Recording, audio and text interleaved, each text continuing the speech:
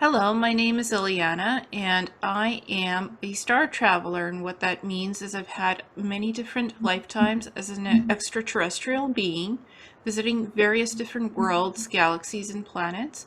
As well, I am a secret space program asset that was in the interplanetary corporate conglomerate on the Mars basis.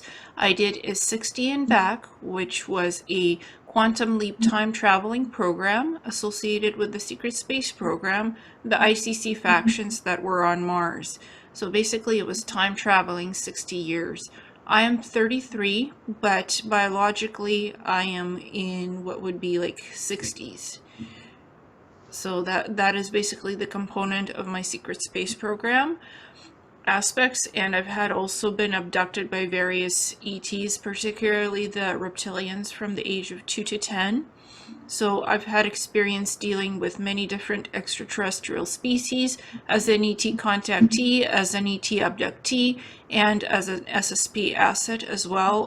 While I was in the secret space program, I worked with various different ETs and interacted with them. I did language translation, I did communications work.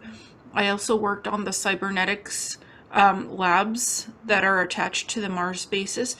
So what I saw was human components being augmented and spliced with cybernetics together to create a cyborg being, to basically create a new being, a new life form.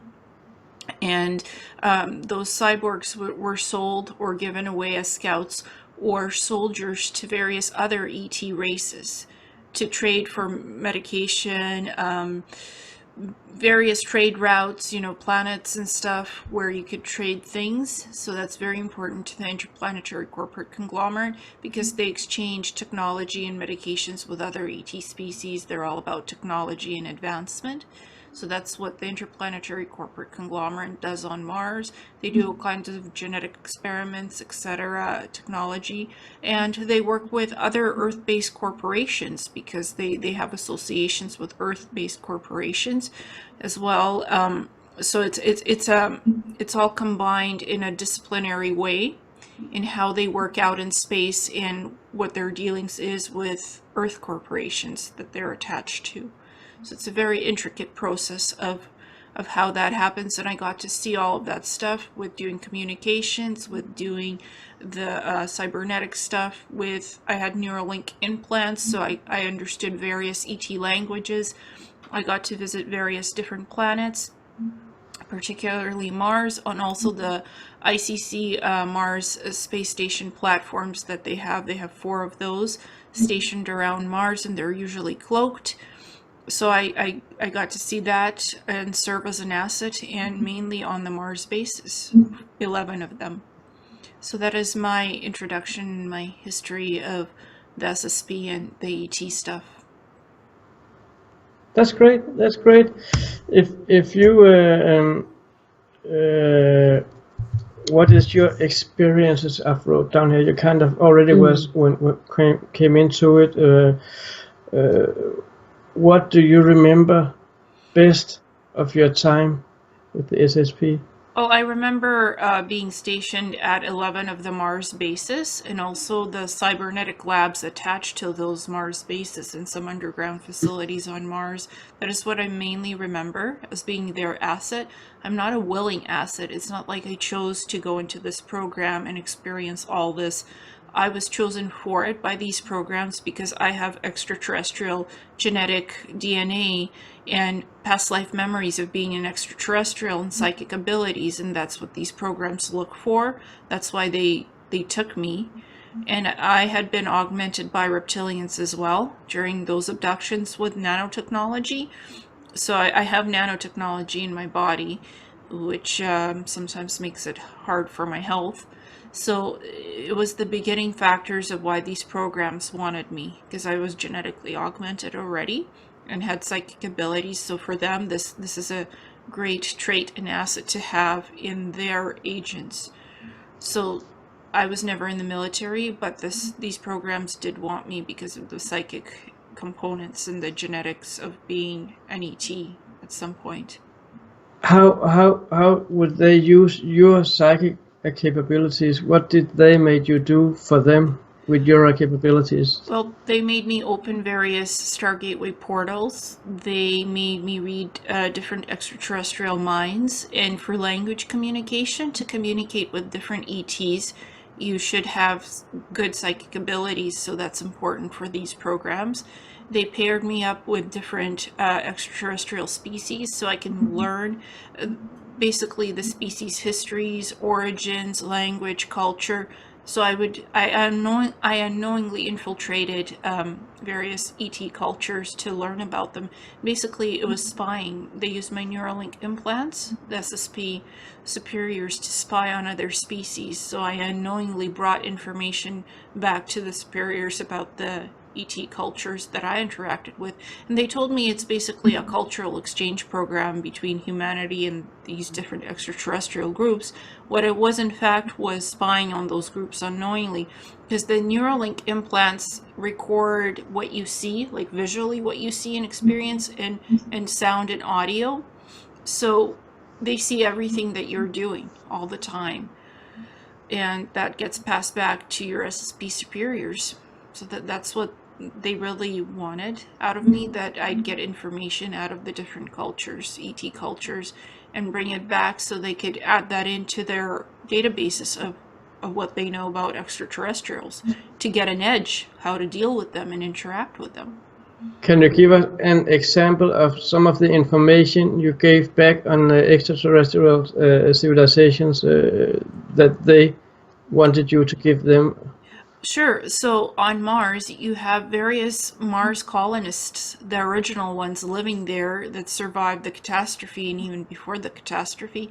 And they're human looking. They're very much, they have darker skin color than us, like golden brown and stuff. So they wanted to take those Mars colonists off the planet and transport them on the ICC Mars space stational platforms. They wanted basically to get those colonists off Mars so they could build more bases, the SSP, the ICC in particular, that faction, so they could build more bases on Mars. So they had me spying on the Mars colonists to figure out where their colonies were underground, and to get the exact locations of these colonies, and to report it back to the ICC superiors, and then they could basically infiltrate those colony locations and take out the colonists from their living colonies and put them on the ICC Mars orbital space platforms. That's an example of what they had me do. They wanted information on locations of these Mars colonies. But you're saying they took them to the Mars orbital platform. That was the idea, to take them to the Mars orbital station platforms, to find the locations of these colonies and extract these colonists from those locations and then build bases once they're gone. According to sources, there should be millions, still millions of those that species on Mars. The original ones still left. That would have been a huge orbital platform that would have to build to carry so many people. Can you tell anything about the size of those platforms? Those platforms are half of a planet, half the size of a planet. There's 4 of them that the ICC has, so they have no problem putting a lot of people on those platforms. That's not an issue. The issue was that they wanted these locations of where the Mars colonists live. That's because that's secret. They don't know where the colonies are underground. So they wanted somebody to infiltrate these cultures and these various groups, so to get the locations, it's not very easy to do. So that's what the memory I have of that's what I was doing unknowingly. And it was masked as a cultural exchange program. Well, you're going in as a peace offering, you know, a will of good gesture to learn about these species, to learn their culture. What you were doing instead was getting information on locations of their homes and facilities to relocate them off Mars. So it's a fine line of what these assets, SSP assets, are used to do. What do the SSP want to use the Martian planet or surface for, since they want to remove the citizens of the planet? Well, they want to build their own bases there on Mars, more of them, because they have about 200, 300 bases, but they want to build more on the planet, on the surface and underground, because there's underground facilities that these Mars colonists and other species on Mars have. So they want real estate, basically. The But ICC isn't at least does. wouldn't one think that there should be space enough on the planet to Um, get bases, or do they want to avoid a conflict by simply removing them? Well, according to them, there's always never enough space. They want to build out their facilities, research facilities, more and more. But the thing is, these colonists will protect their homes. They will protect their own facilities. There's like a few different various ET species living on Mars and the Moon already that have their own territory, and they don't want to be removed from their homes or their facilities. They've been there first. So it's seen as, well, if we can't remove them peacefully, how can we remove them in other ways that are more sneaky, you know? So they use different approaches and ways. If one way doesn't work, we'll just try something else. That's what the SSP does. At least the ICC, the faction that I was with. So if one thing doesn't work, they'll try something else. They're very resourceful in the kinds of missions and ops that they sent us out on. Can you mention any names of people today that can back you up on what you have told us today? Other who have been working with SSP, super soldiers, etc., etc. Well, Kevan Tremel remembers me in the ICC, me training him in a swimming exercise, so he's remembered me. Anthony Zender has remembered me on different Earth Alliance missions. So there's Rochelle Stannenforth. She remembers me in some capacity. KJ Scoops. A few different people have reached out to me and said, we remember you from these mission recalls, and I've remembered them as well. The way I see this is I don't look for verification of who remembers who. This is my individual experience. So names for me, name dropping is not very important for me. I just want to clarify that. It's like trying to vet people. Were you in this program or were you not? Were you part of this group or not? This is all based on memory recall of events and experiences that happened while they had us in these programs. So it's not based on any actual real physical proof. There's no physical proof. So how do you quantify all of this? That's what I always say. Don't measure it by saying, hey, I remember you from here or there. That's your memory of what you say you've seen me where and how. I might not necessarily remember the same thing or see you in that same capacity. So name dropping isn't, for me, it's not the most important part of this. No. So with disclosure and the secret space program, where do you think it's all going, Ileana? Well, I see people, more SSP experiencers, waking up and coming forward with their stories of what happened to them, and us comparing it to the people who've already come forward and putting the puzzle pieces together. Trying to corroborate the experiences themselves, the similarities in it, and there's also differences. So the more that people come out and share their experiences, the more we can put the puzzle pieces together and get a bigger picture of what's really going on here. That's what I see disclosure doing. And what about the misinformation factor and do you think that's part of the secret space program as well, putting that misinformation in there? Yes, of course, yeah. People do it all the time. And sometimes even what we recall from our experiences, we might get something wrong. It might not be totally accurate because we're counting on our memory recall of these things. So it might not be like, the nuggets of information is correct, but some things in it are not accurate down to 100% because you're relying on memory recall of experiences. So there could be disinformation or misinformation in it. Sometimes the three-letter agencies or other, dark shadow government groups put out disinfo agents to mix it all up in the ufology communities and the SSPs. That happens. It's regular mode of operation for the agencies to do this, or for a secret space program to put out their assets and agents to provide disinformation as well, because that's what they're trained to do, actually. Yes. To lie and cheat and just to keep a straight face while they're doing it. That's part of the training. I've mentioned this on several different times in private with SSP experiencers. Or I said, don't trust everything you see and hear and who you deal with, because everything is not what it seems like. Not at all. There's so much that happens behind closed doors. It's just incredible what happens behind closed doors. Mm-hmm. Is there anything we can categorize as a proof of the existence of SSP, physical evidence, video, other statements from people of higher rank? Do we have some evidence in the public? It's what you consider as evidence for yourself. One person's evidence might not be another person's evidence. That's the first thing to look at. I consider evidence as photographs of these spacecraft flying around and following me around wherever I go at night. And I've had a laser beam that fired off at me from a triangular craft ship that's silver blue on January 3rd.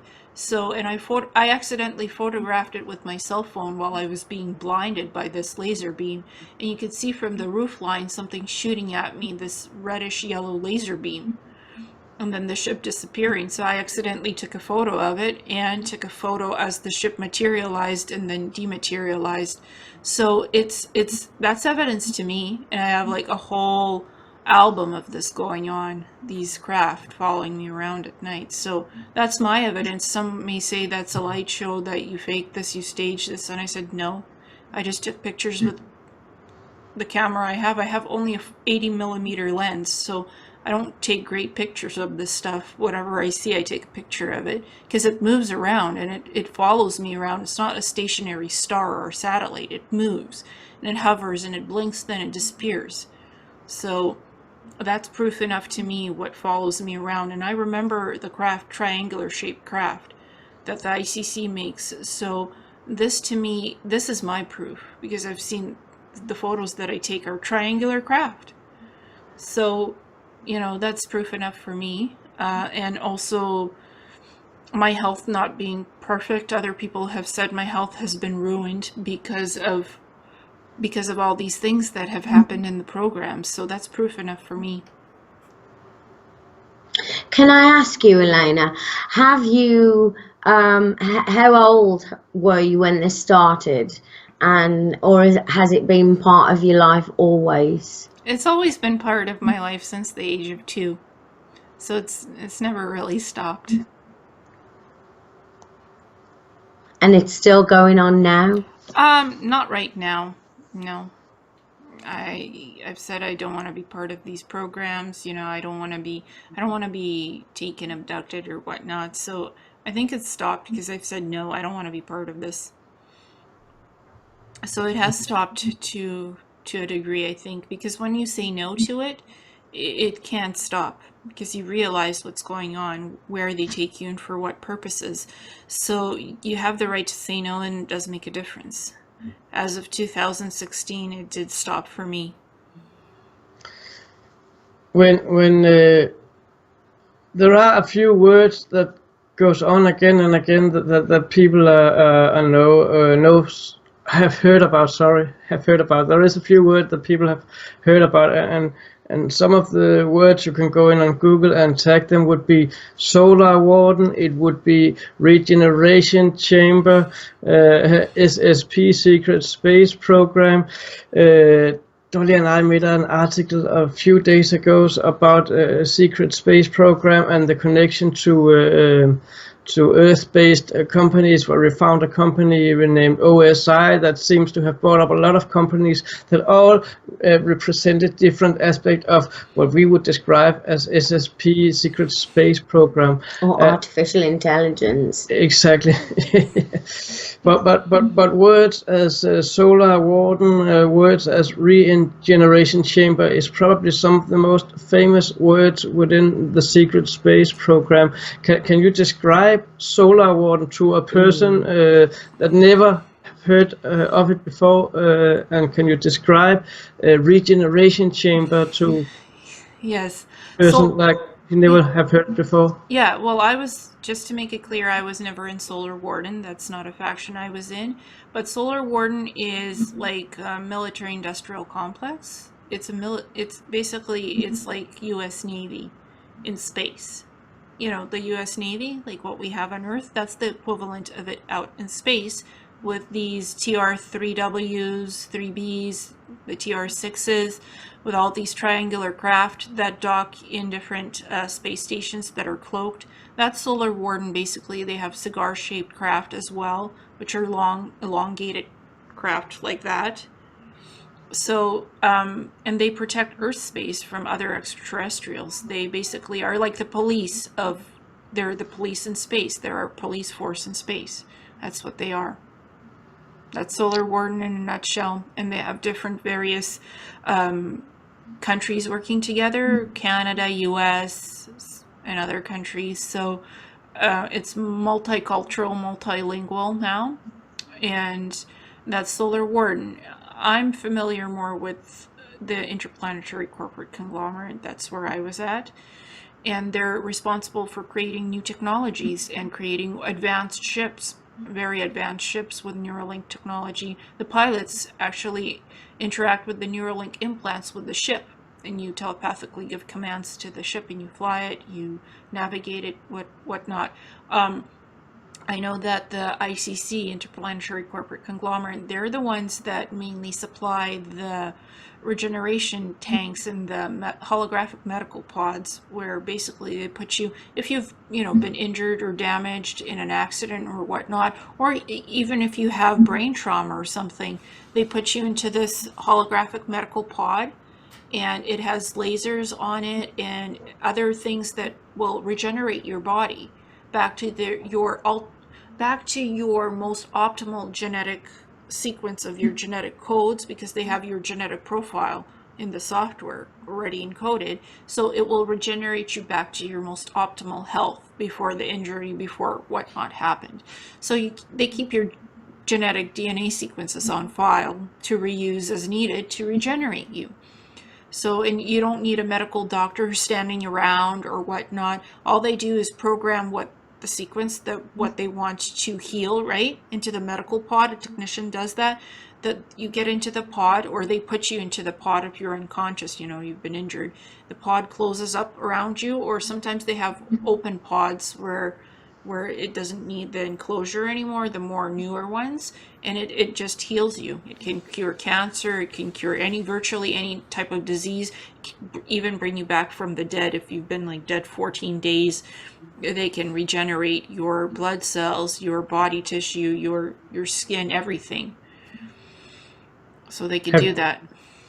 Have you ever been into a chamber like that? Probably have. I remember seeing how these chambers were built and seeing other people being placed into them.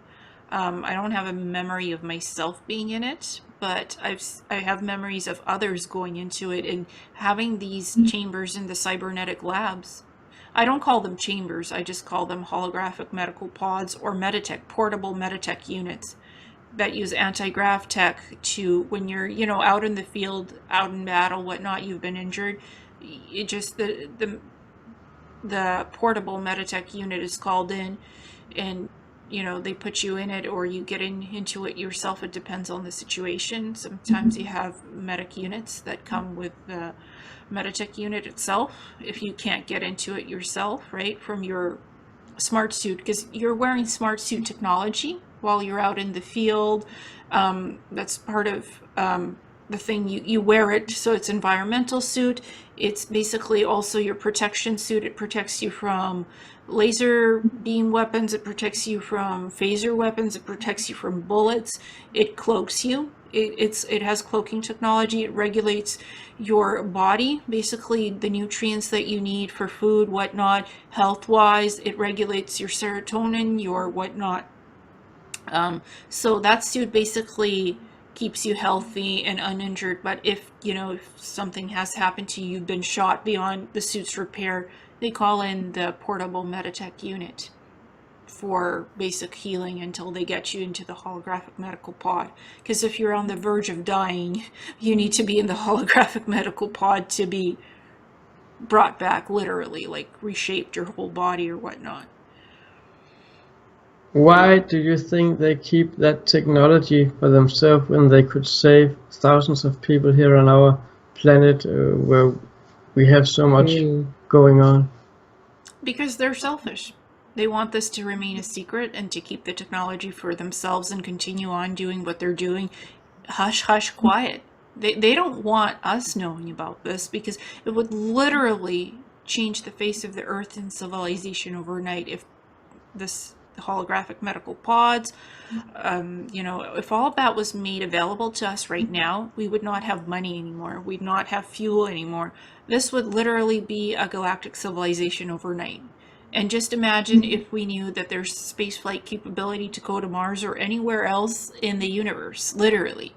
So just imagine if we had replicators to make food, to make virtually anything, to replicate anything, organs, body parts, to bring you back from the dead. We'd be a totally different civilization overnight.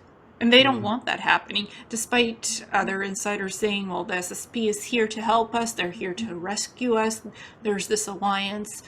On some level that's sort of true, but the majority of these SSP factions, because there's more than one, most of them don't want this coming out at all. The ICC certainly doesn't want any of this coming out to the public. They want to remain up there in space and do their stuff without any oversight or government regulation at all. So they're ruthless and they're despicable. They are. I've also heard that there are a team of breakaways from the secret space program. Can you explain a little bit about that, about the breakaways, those that have broke away from that? Well, is that guys like you, the whistleblowers? Well, I don't really consider myself a whistleblower, though recently I have done some things to whistleblow. I consider myself an asset, an unfortunate asset that just remembered what I've remembered, and I want to share it because other people are coming forward and asking questions. Well, what is this? What happened to me? Can you clarify? Can you give me some answers? And I said I can give you the basics, but you have to dig deep into your own mind and see what you remember as well. I can't do all the work for you. So that's, I guess, I came forward. I was just chronicling my own experiences. I never thought that anybody else would look at this. I just made the YouTube channel, the website, just to chronicle my own experiences and populate it with data, I guess, because that's what I do. I've worked in research for like almost 11 years, so in a research facility. So it just came naturally to me, like, just to chronicle everything that I've remembered. I didn't do it to be a whistleblower or to be an example for somebody else on this stuff. I just put it out there. I never thought that people would look at this and like compare it to their own experiences or try to figure out what's going on. So it was never for that purpose. It was just as a sort of like a chronicling of experiences and video, audio diaries, basically, that I guess somebody noticed and others noticed, and it just turned into this whole thing on the internet. Yeah. The SSP programs are becoming famous now on the internet. More and more people have come forward and told their version of what they've been going through and what they believe the truth is, seen from their own perspective of experiences.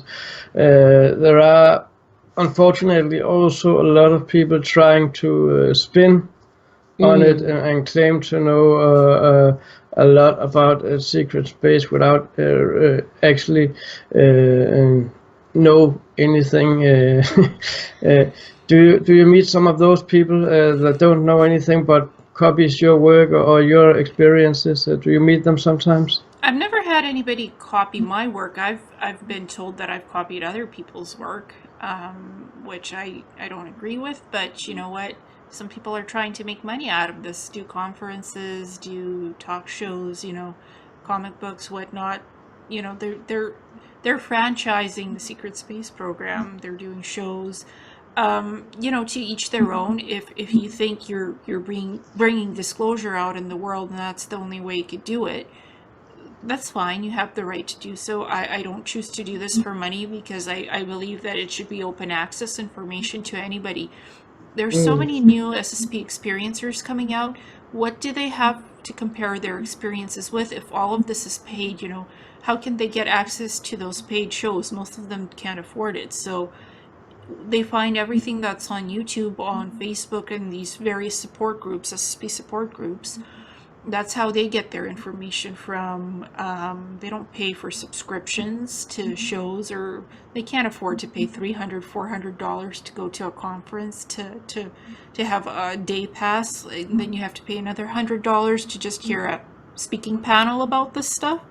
So most of us rely on YouTube, Facebook, various forums, and SSP Facebook groups, support groups, to compare our information together. So I think some people do it for attention, to maybe money to support themselves. There are people like that. And there's people that are just sharing their experiences and they don't want anything for it. They do shows, they do interviews, and I don't want anything from this. Just let me talk, please, and share my experiences. And I have a YouTube show as well, online show, and I always ask people, well, what do you remember? Give me something that you really remember, specifics, not generalized terms and whatnot. What is your memory recall? If you can't give me that, I can't have you on my show. I'm really honest. So I depend on memory recall and on specific information. Well, what happened to you? Where were you? Do you have some experiences that you can tell me about? Otherwise, until you remember something or you write it down and take the time to remember, not today, not on my show. Come back later when you remember something that's more concrete about what happened to you. That's just how I choose to do this. Because if we have nothing to talk about, then why even do a show? I'm just being honest here. Exactly. Yeah. And I've never met anybody who's impersonated being an SSP experiencer. I haven't had that kind of bad stuff happen to me yet. I think we agree when we say you're doing it the right way. Yeah. We met a lot of people. Yes, I've had met to sort a lot of people. We can always cut the conversation out, which we're going to do. So I want you to know that we think you have done everything the right way, for sure. Well, I have nothing to prove. I'm not out here to prove anything to anybody. I never was here to do that. I just wanted to share what I remembered and the information. And if anybody else wanted to talk to me about their experiences, they're more than welcome to. I'm very open to those types of arrangements, to talk to me. Just be honest, be open about it. You remember what you remember. Don't embellish what you don't remember. Never embellish the experience. That's how I see it. Just tell the truth. Tell your truth of what you remember. Otherwise, why do this? If you want fame and attention, go to Hollywood. Don't fake being an SSP experiencer, because you often have traumatic memories. You have some kind of health issues when you're an SSP asset and an experiencer. You remember horrible, nasty things that were done to you or others. So there's a certain type of pattern to what the SSP experiencers talk about and disclose. That I've noticed quite a bit, and if the pattern isn't there, you might have not remembered enough yet, or you might have not been in an SSP at all. I have no way of vetting people, and I don't try to do that, because Some have claimed that they can vet these SSP experiencers, which I don't believe they can. Because A, it's classified stuff that you don't have. Just an asset doesn't have a mid-level asset. SSP asset does not have access to these databases to vet other people on it. So I've had an encounter with an individual who said they could vet me in emails, and I'm like, where's the paperwork? Where is the proof of this? And they could not provide me the proof. I'm like, you don't have access to this. You just don't. So don't go telling me that you can vet me or not. If you can't give me physical proof of it, why should I believe you at all? If people want to come in contact with you, where can they find you? If people want to contact me, messages from a star traveler, my website, you can send me an email. Basically, that way I really don't put out my name or contact information out in the public so you can get my phone number. You'd have too many people calling you, so I don't do that. Facebook. You just mentioned you made some shows where you talk to people, and what I meant was if people had experiences and want to talk to you about them, where can they find you? What social media or platform can they find you? Yeah, on Awakening Cosmic Reality Show. That's my YouTube channel and my show. Through email, messages from a star traveler. People email me all the time asking if they could get in contact with me. Facebook, I have Awakening Cosmic Reality Show page and Messages from a Star Traveler page on Facebook. So if you have a Facebook account, you can reach me that way. Those are the 3 ways to reach me. So, and I'm open, I'm open-minded to talk to people and see if what's going on there. Ileana, I don't know, do you have more questions? No, that's perfect because I'm thinking about timing. Yeah, so also time. Yeah, we're at 40 minutes now, and we're gonna crop it down to maybe 30 minutes or 25. Not quite sure that. I think you've explained it beautifully, and we've got what we need to put together. Exactly. Yeah. I think we're gonna end it here. Yes. Yeah, and we'll like to get back to you a little bit later because we're gonna continue. We are going to Miami in March and do some recordings on camera. Perhaps we could do a little bit more with you if you'd like to do a little bit more. Yeah. Because we find if we do it too much all in one go, people get tired, and it is traumatic, as you say. Some of the experiences that you've been through. I've managed to talk about it for like 2 hours straight nonstop, and I've been okay with that. Like I've put out so much information about what I remembered. There's literally video presentations that I've put in PowerPoint, then put in video, and then voiced over because about what happened on Mars, about what happened on these space orbital platforms. There's so much I can talk about what I remember in more detail. We can spend hours doing this. I would really like to get more into those space orbital platforms. Yes. Yeah. Sounds very, very interesting. Indeed. Truly, it does. Yeah. So I think for now we're keeping this one for now and having a look at that. And we are talking to some of the other guys, William Whitecrow here in a few days, and we have Tony Rodriguez as you recommended. Yes. I haven't made a date with him yet, but we're gonna have William in first and talk to him. And when we have spoken to everybody in our program, we evaluate, and we probably want to get back to a few more people and have some more words from them. And with you, I would like to hear some more detail about the orbital platform, because that is what people can relate and connect to secret space when it comes to nuts and bolts and something existing up in space that is closed. Sorry if I only could speak. It's okay. Yeah. Well, it actually goes back to Wernher von Braun and his plans for getting to Mars. He actually wrote a book about it and how it could be done. And also he had specifications built for these various cloaked space stations, circular space stations. It started with him because he was brought from Germany to the US and he worked for NASA, and he actually built out these space orbital platforms, the early versions of it. Then the ICC took over and they built out even bigger models of it in space, and they're circular ring platforms like that, and they're huge.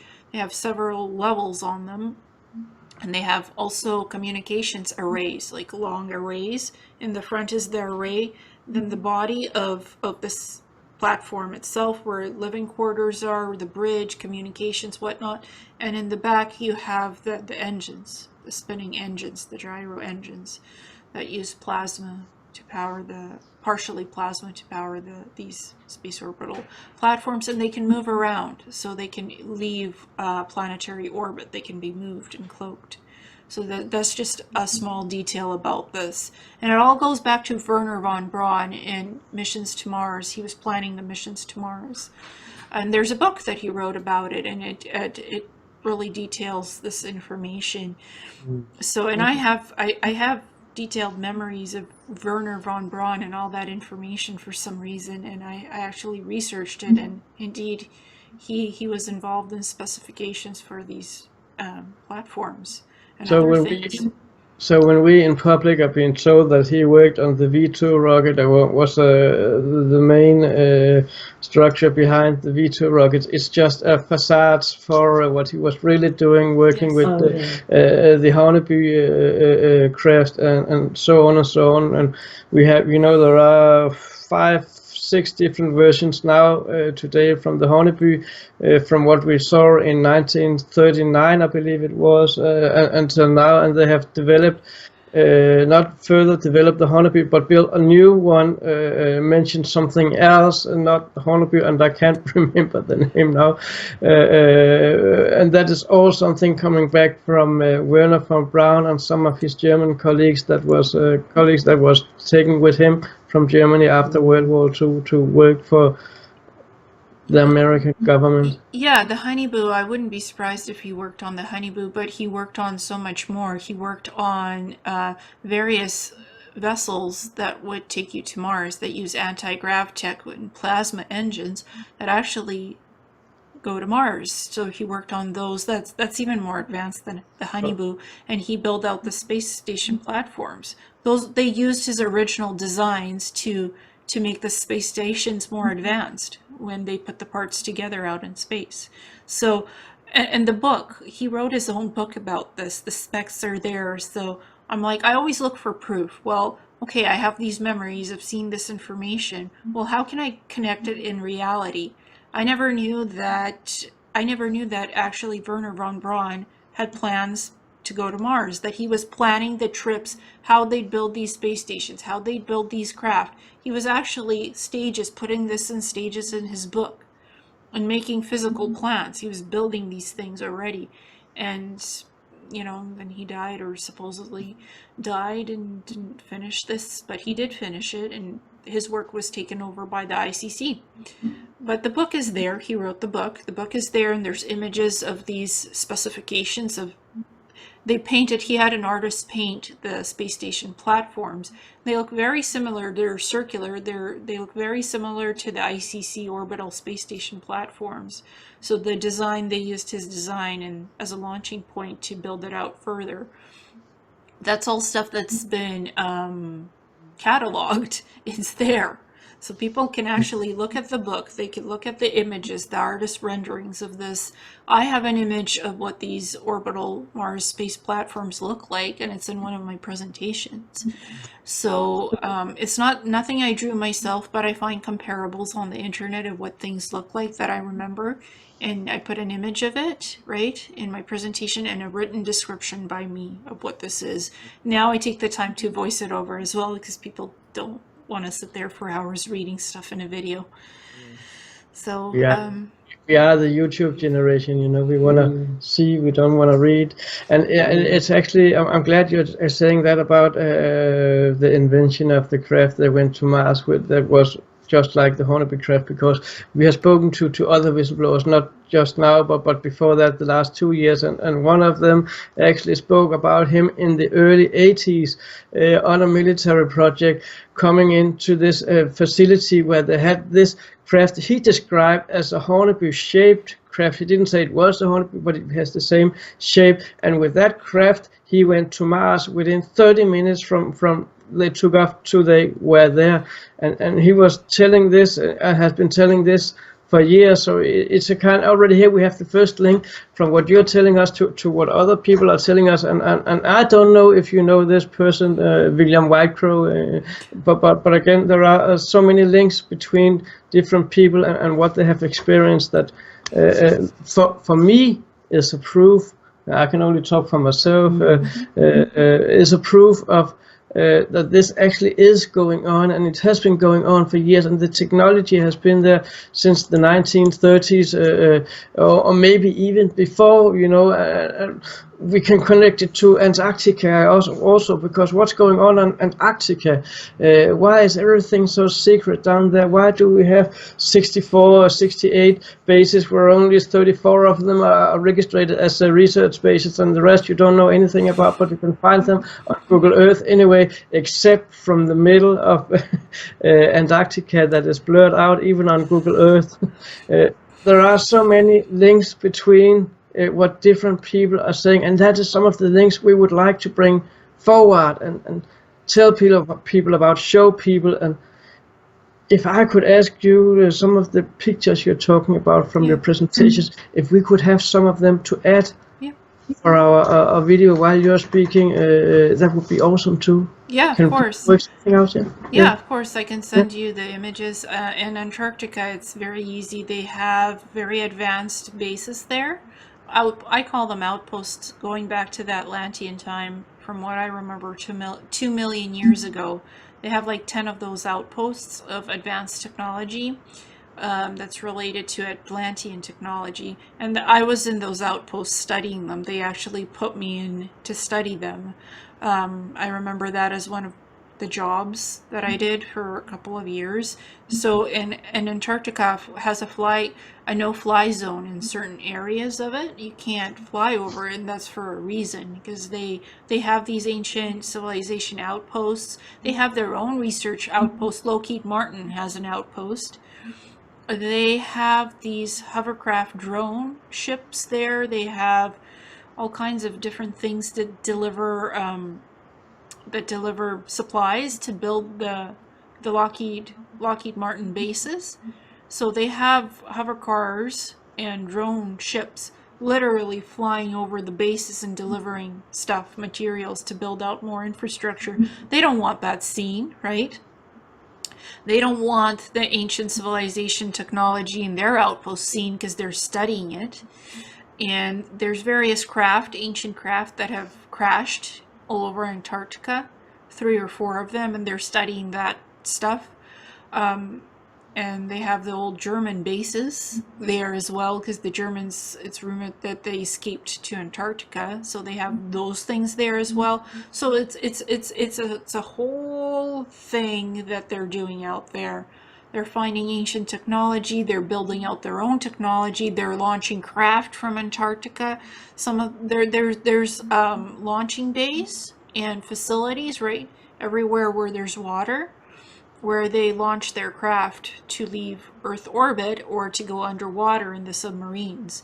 So there's a bunch of different things that are done in Antarctica, and that's just, a little overview of what Antarctica is. Just the top of the iceberg. Yeah. And if the ice melt happens even more, things will be revealed, because it's all under the surface of the ice, mostly. The base is underground, and if that starts to melt, what are you going to see? The satellites are going to see something interesting pop up. This ancient history of rich civilizations. And these outposts, the Atlanteans had many of these outposts all over the different continents on Earth. So Atlantica is just a small little piece of the puzzle. Yeah. I have one last question for you. Now we're speaking of Antarctica.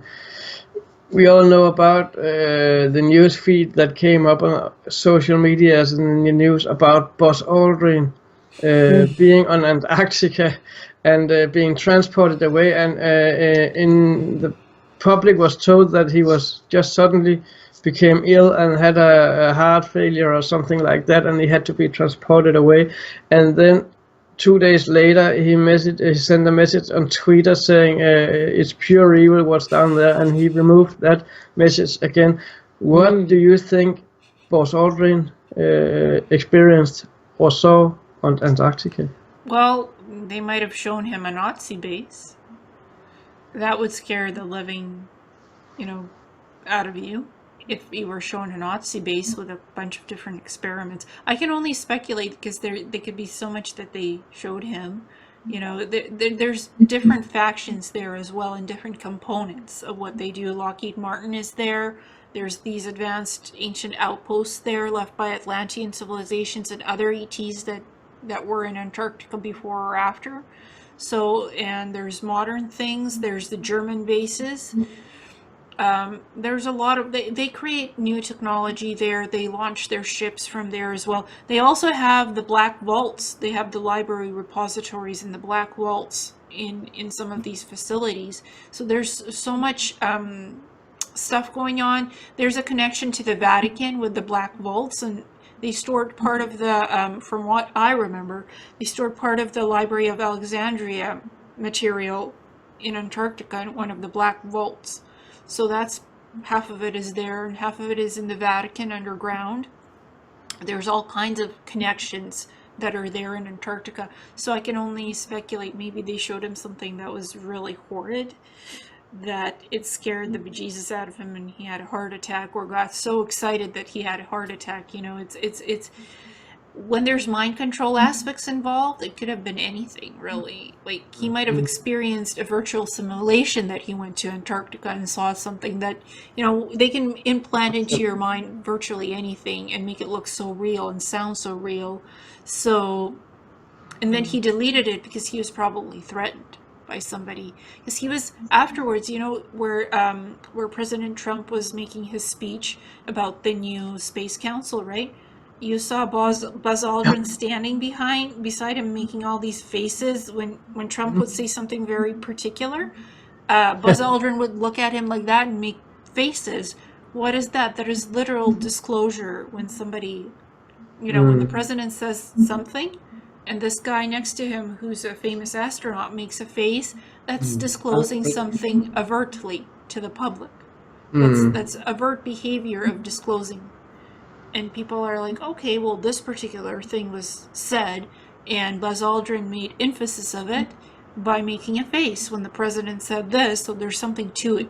How people act in their mannerisms and behavior, what they say, it can tell you a lot about people and what experiences they're sharing, from what I've found. So Buzz Aldrin knows a lot more than what he's really telling us, that's for sure. Oh yeah, I think most astronauts do that. Have a lot of knowledge that they are not gonna tell us about. Yeah, so there's so much information, rich information out there for people to look at, and I say use your discernment and be very careful what information you're looking at and what you're reading. Double check the sources.